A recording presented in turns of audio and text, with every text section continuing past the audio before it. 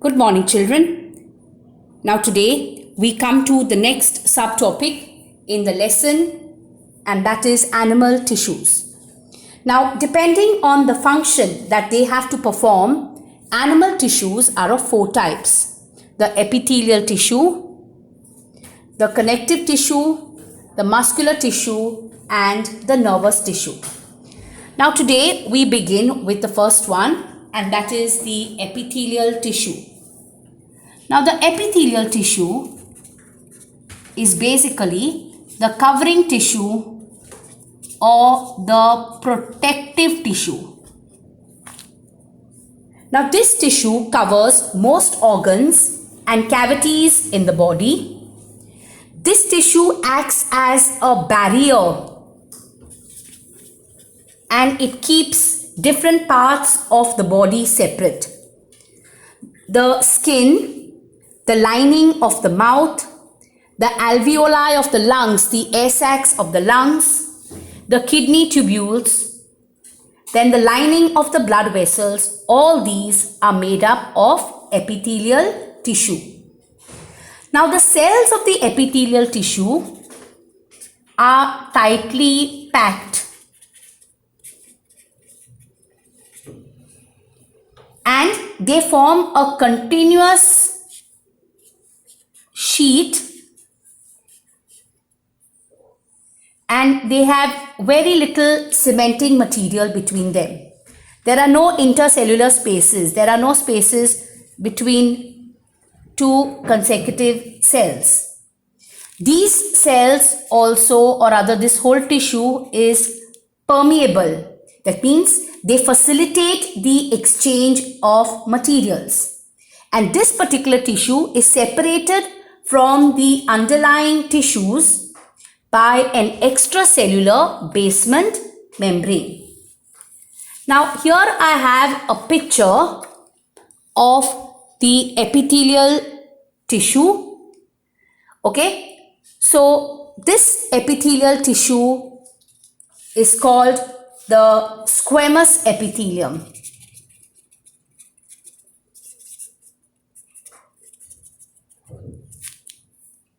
Okay, now in the lining of the blood vessels, the lining of the alveoli, where transportation of materials occurs, there are flat, simple kind of epithelial tissue like this. The cells are thin, the cells are flat, and they form the lining of the esophagus, the lining of the mouth. Now, sometimes this epithelial tissue is present in a pattern of layers, and it basically prevents wear and tear when it is present in layers. Like, for example, the skin is made up of several layers of epithelial tissue. Okay, it's arranged in a pattern of layers. So, since it is arranged in a pattern of layers, to reduce wear and tear or to prevent wear and tear, it is called stratified squamous epithelium. Okay, so just remember that the simple squamous epithelium, which consists of cells that are flat, they form a delicate lining. Okay, the cells are very close together. There's very little cementing material between them. All these are present in the esophagus, the lining of the mouth. Now, in the skin, the epithelial tissue is present in the form of layers, and this pattern of layers reduces or prevents wear and tear. So, since it is present in the form of layers, it is called stratified squamous epithelium. Now, here I have a picture of the squamous epithelium, which is arranged in a pattern of layers like this. So, since it is arranged in a pattern of layers to reduce wear and tear, it is called stratified squamous epithelium. So, remember, the skin epithelial tissue is made up of two layers. The outer layer is normally tough, while the inner layer, okay, is less tough and it is made up of melanin. The outer layer basically has keratin. Now, in the inner lining of the intestine, where absorption has to take place or secretion has to take place, the epithelial cells are arranged like this, close together. They are tall column-like cells or pillar-like cells, and it is called columnar epithelium. Okay, it's called columnar epithelium. Now, sometimes this columnar epithelium may have hair-like projections. Now, these hair-like projections are called cilia, and these cilia move, and this movement helps to push the mucus forward to clear it. So, when this epithelial tissue has cilia, it is called ciliated columnar epithelium, and this is present in the respiratory tract.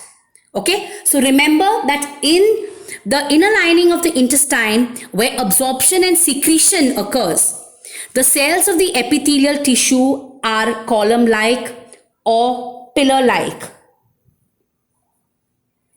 In the respiratory tract, this columnar epithelium has cilia that keep moving, and these cilia that move push the mucus forward to clear it. So this is present in the respiratory tract, and it is called ciliated columnar epithelium. Now, sometimes the epithelial tissue may have cells in the form of cubes, cube-shaped cells. Like, for example, the lining of the kidney tubules, the ducts of the salivary glands, okay, have this type of epithelium which is made up of cube-like cells. Now, this type of epithelium is called cuboidal epithelium, and it basically helps in mechanical support. Is that clear?